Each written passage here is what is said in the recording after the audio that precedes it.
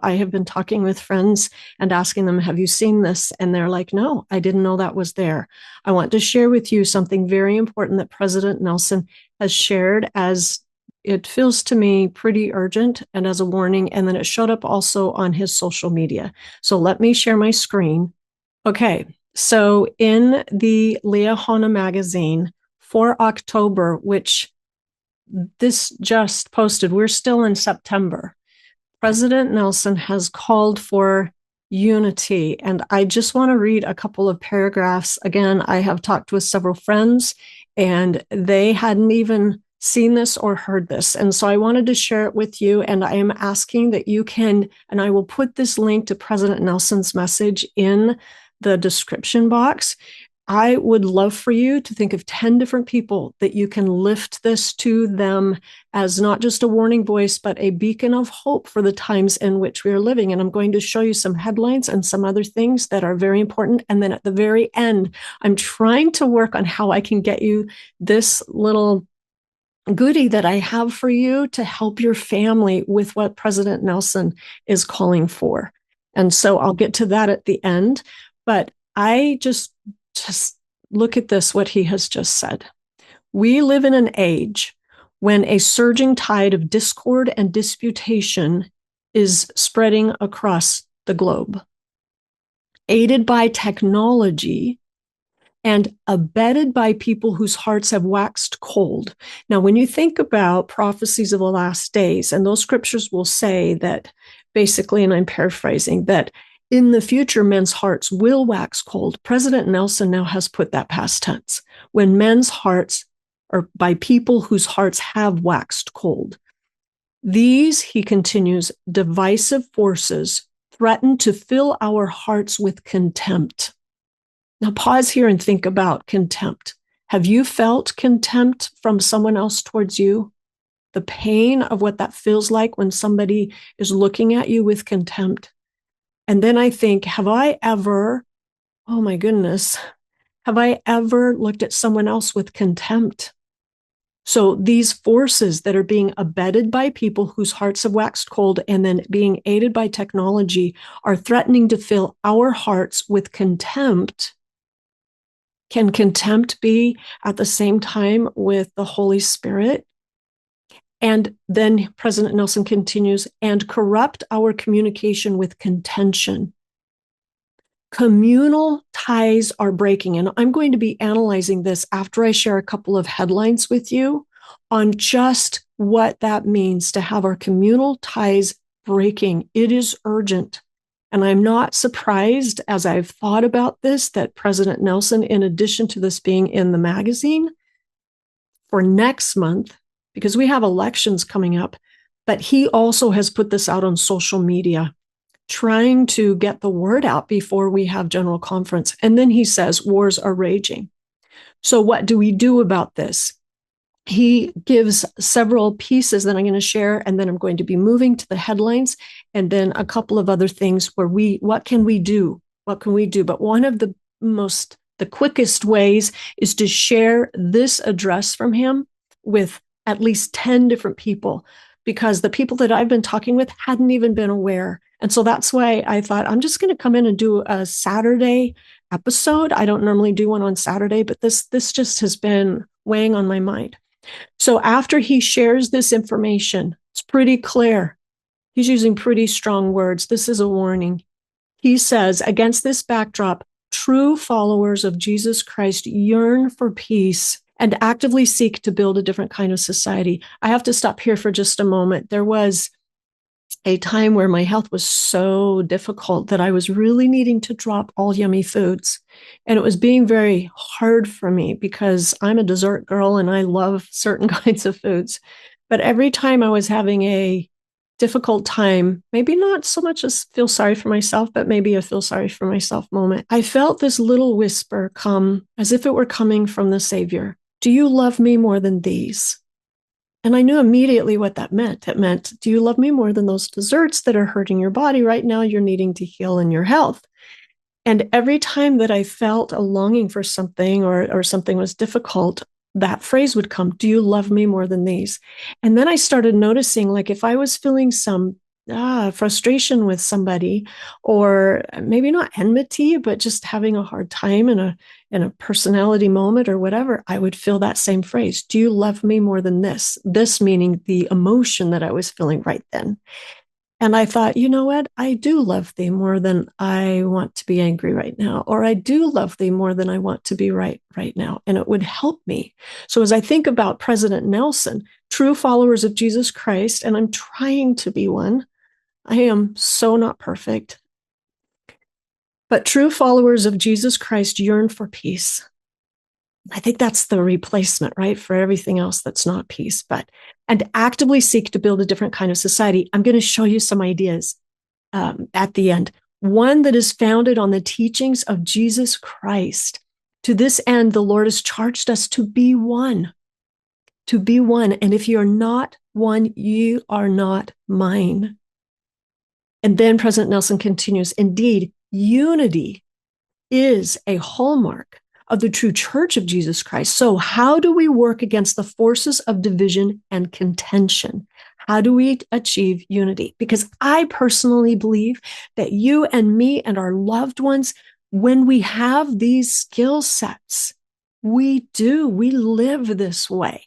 So President Nelson gives some profound points, and I'm not going to read these to you. I'm going to put the link so that you can go and study this. And I invite you to do this with your family, with friends, to discuss amongst yourselves. What does it mean to have conversion to Jesus Christ?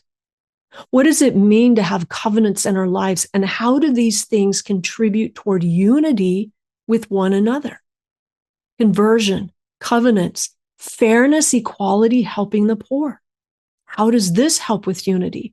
To discuss with our family, he gives a variety of points. Obedience. How does obedience help us become unified as a society? It starts with us first, right? Many people have never had this modeled for them. So we started, right? So that we can help others. Meeting together. I loved this. We need to meet together. It is an important opportunity to find strength both individually and collectively. I'm going to show you some studies that are jaw-dropping about this right here. And especially, I'm going to go back up here when he says communal ties are breaking. I'm going to show you the research in just a little bit. And it's heartbreaking what's happening, but we can make a difference clearly because President Nelson believes in us. Meeting together for friendship, love, right? For unity, but all these others, divine identity. How, when we finally come to that, and how do we help our loved ones come to a moment of divine identity? Because when we do, we discover unity with others. And then this, to be one. Here's the promise from President Nelson. And then I'm going to show you some headlines, and I'm going to show you some research that's kind of jaw-dropping. And then I'm going to give a suggestion of what we can do about this. So make sure to stay to the end. Here's what President Nelson says. God has invited all to come unto him. That means even me. I have felt so in awe that the Savior would redeem and rescue even me. And when President Nelson says God has invited all to come unto him, I celebrate that because I'm like, that means even me. But there may be some people that you know who might feel like I have felt. And this message could be such a profound, exciting message for them that God has invited all to come unto him. There is room for everyone, President Nelson says. We may differ in our cultures, politics, ethnicities, tastes, many other ways, but as we unite in Jesus Christ, such differences fade in their significance and are superseded by our overriding desire to be one. That's where it starts. That's where we're able to say, yes, I love Jesus more than this argument, being right in this argument or whatever it is. But this overriding desire to be one so that we may be his, to be his best friends.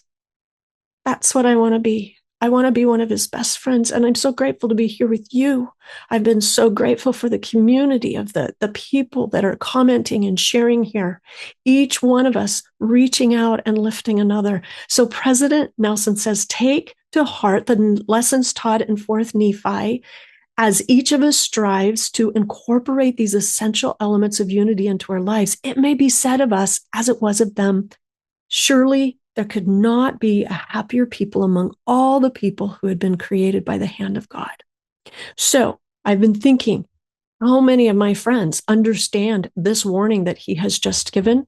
I want to review it very quickly, and then I'm going to show you those headlines.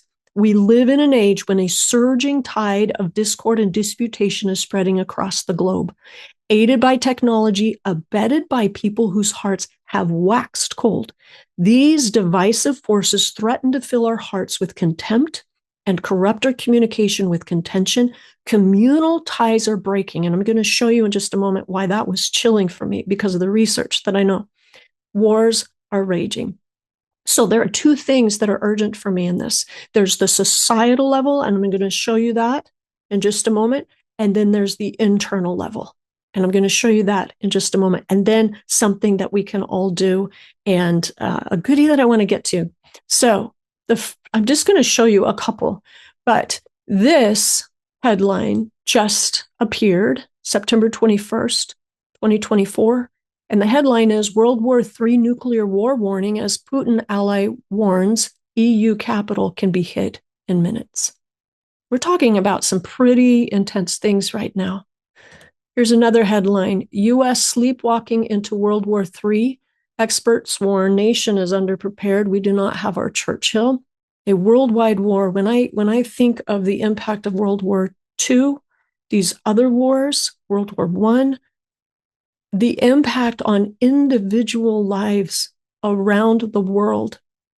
And President Nelson is asking for us to make a difference, to stop conflict, to be peacemakers, and to be one, because we can make a difference. So that is societally huge. And again, in the economic times, etc. But the next thing that I want to talk about just briefly for about a minute is the internal impact of conflict and contention. So this is from an address that was given at byu.edu, and I will include the links for this. But this is what research is showing on the internal impact. Kevin J. Worthen, who was president of Brigham Young University at the time, he points out to a large extent, the depth of our eternal happiness will be determined by the quality of our relationship with others. President Nelson has asked us to be peacemakers. He has given us this warning that communal ties are breaking, and I'm going to show you those stats. I wish to speak about a broader truth, one recognized in both secular studies and gospel teaching. It is that no one can flourish in isolation, and that the quality of our relationships with others will ultimately determine our level of fulfillment and happiness in both this mortal existence and the life to come. And I think about what conflict does. It divides. It divides. And even if we win the argument, this is what happens. We no longer have a flourishing relationship, and we are now feeling isolated.